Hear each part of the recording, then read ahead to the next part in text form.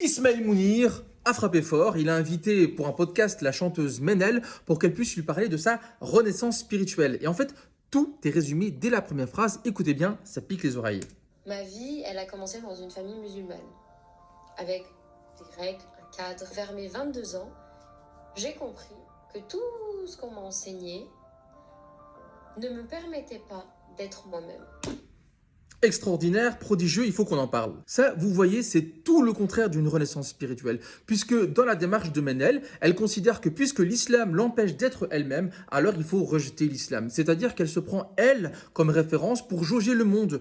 Il faut que ce soit le monde qui s'adapte à elle. C'est une mort spirituelle. La vraie renaissance spirituelle, ça consiste en quoi? Ça consiste en fait de réaliser que nous sommes des êtres créés et donc des êtres dépendants. Et qui de mieux que le Créateur suprême pour nous indiquer la voie à suivre?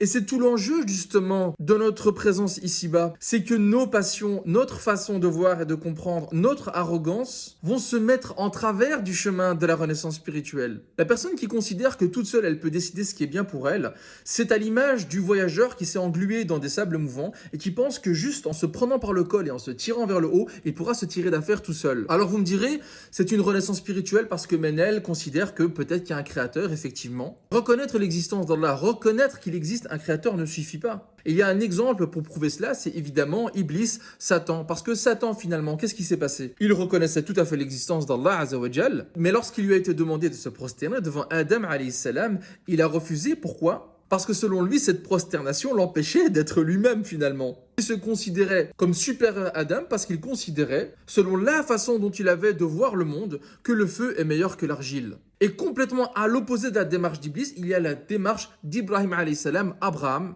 à qui Allah a demandé le sacrifice des sacrifices, tuer son propre fils. En apparence, quel ordre plus aberrant que de s'en prendre à la chair de sa chair. Et pourtant, Ibrahim alayhi salam a compris que si cet ordre venait du Créateur suprême, du sage par excellence, alors c'est qu'il fallait suivre cet ordre. Il a suivi cet ordre et il en a été récompensé.